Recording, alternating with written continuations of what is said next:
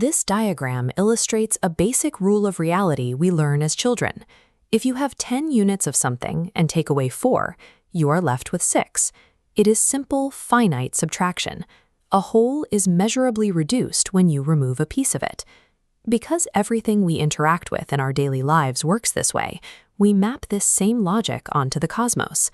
We assume that because physical objects have hard boundaries, the total energy and material of the universe must also be strictly finite. This assumption breeds a specific fear. If the universe operates as a stockpile of limited fuel, it is essentially a burning candle.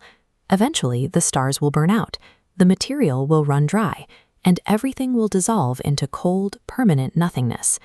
But that cosmic deadline is based entirely on a mathematical error. We are attempting to calculate the infinite using the restrictive rules of the finite. Ancient Upanishadic philosophy operates on a different mathematical logic. It states that if you take infinity away from infinity, the remainder is still infinity. To see how this works, look at this representation of Nirguna Brahma. Think of this as the absolute, unmanifested infinity, an endless base reality completely devoid of edges, borders, or form. Now, the active, manifested universe, Saguna Brahma, is extracted directly from that unmanifested base. Notice that pulling this new boundless creation out of the original field does not shrink the original space or reduce its total mass. Separating a boundless creation from a boundless creator does not eat into the total volume of existence. The math operates on a scale where physical depletion is impossible.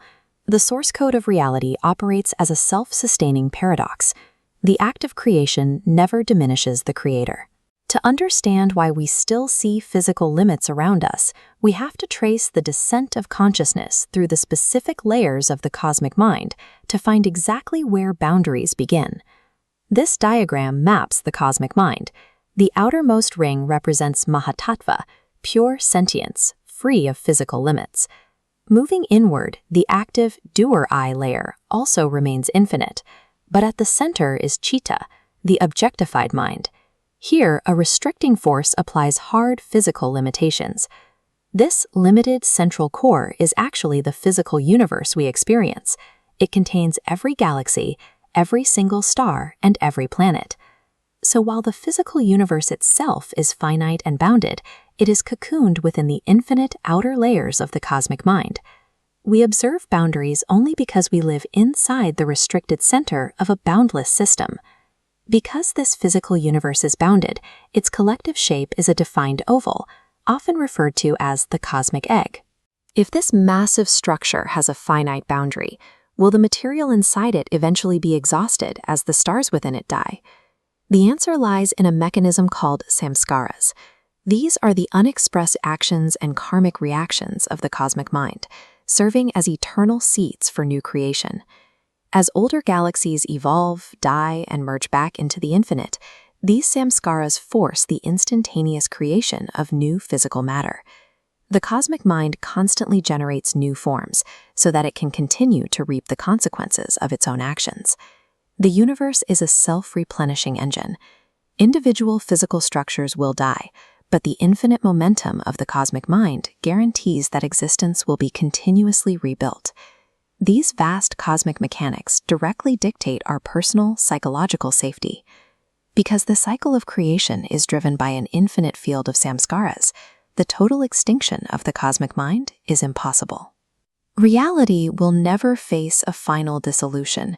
Even when an individual completes their spiritual journey and exits the cycle of physical rebirth, their departure does not shrink the overall system. New mind stuff is generated from the unmanifested samskaras to maintain the balance. This means the deep-seated fear of a cold, inevitable cosmic ending is an error of perspective, a misunderstanding of the math governing the infinite. This eternal, self-correcting cycle serves a specific purpose. It ensures that no part of the cosmic mind is ever abandoned. This persistence reveals a nature defined by compassion. This infinite system was intentionally designed to support the human spiritual journey.